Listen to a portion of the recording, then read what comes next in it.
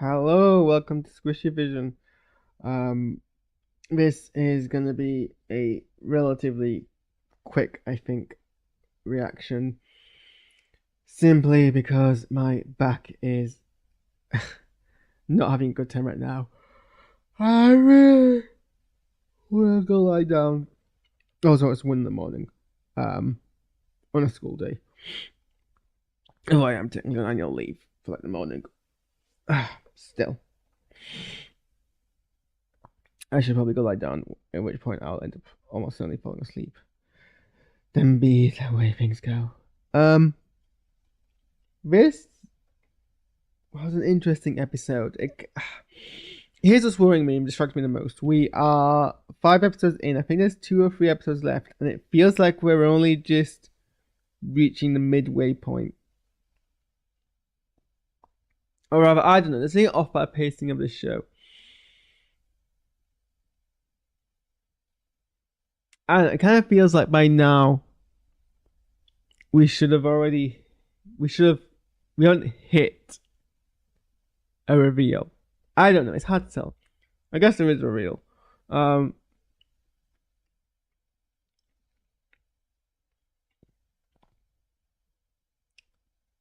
Yeah, so got episodes 6, 7, and 8. So I guess we have a bigger portion of the series left than I thought we did. But I feel like the pacing of the show has got to pick up considerably for the next 3 episodes. Because we're at where we're at, and I'm not sure we've really got to the meat of where we should have got to by now. Kinda, I think. I'm not saying this points very well. Like my back's hurting. What was good? I did enjoy this furry little freak. You can't see him on the vertical video, but on the horizontal video, he's my background image. Just his kind of contribution to the episode. I did spend a lot of the time trying to work out exactly when Storr realized it was May, not Ocean. I'm glad it kind of happened in this episode, and it wasn't like against me. It was drawn out long when it had to be. I saw a review point out that it was probably realized when Osha reset the droid's memory and the lights went red because for some reason I'm saying, I guess the factory default settings so the eyes are red. And Sol does make the point about how Osha does love that droid and probably wouldn't do that. However, he was waiting for confirmation from this thing to catch up with him and tell him that was what the crack was. And now that he realizes that Osha's in danger and there's most mystery, he doesn't want to get the rest of the Jedi involved. So he eschews the help of any other Jedi and decides to go solo. And unclear how this is going to kind of help him. I think the series is going how I predicted it was going to go. So we're definitely getting this cross plot where we initially start off thinking that Osha's a light side twin and May's a dark side twin. And then they get kind of swapped over and Osha becomes gradually more seduced by the dark side, and May becomes more de-radicalized by the light side. Which I guess makes sense, considering that, a lot of how radicalization works is that it's only what you're told and what you grew up with and what you're kind of for. When you're disenfranchised, you latch on to the messages that you are told. And it's interesting that kind of Osha is going through May's kind of journey of having lost everyone and being ripped down to that kind of bare basic and being rebuilt, but summoned by a dark side user.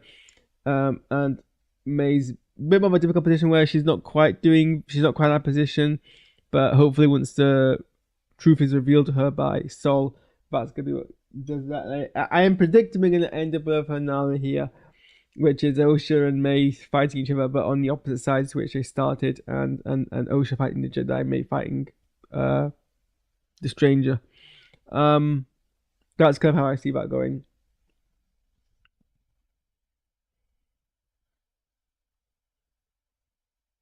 There is some speculation online that the planet that the stranger and Osha found themselves in is Actor from the sequel trilogy.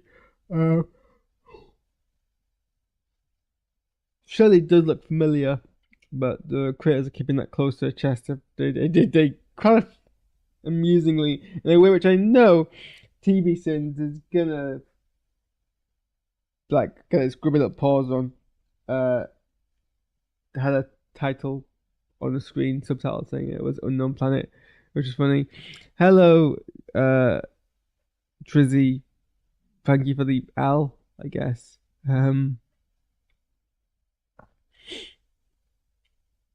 I do think that the pacing is very slow in this episode. I feel like more could have happened. Like I feel like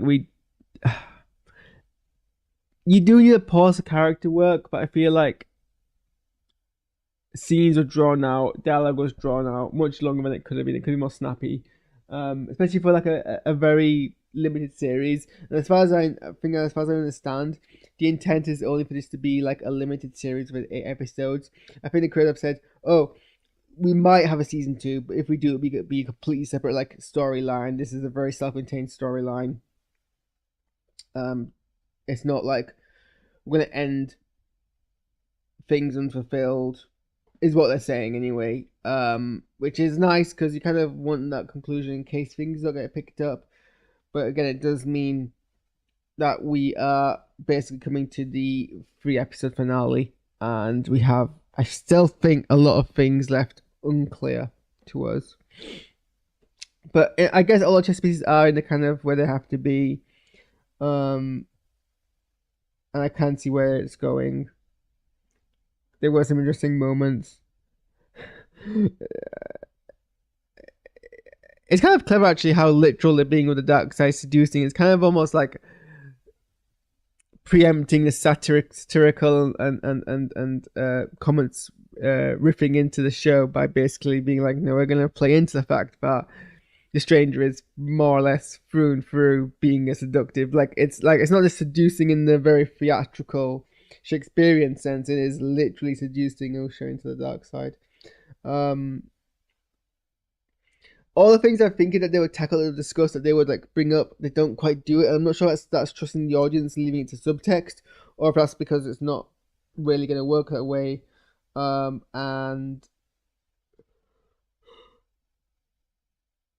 there's no twist to come.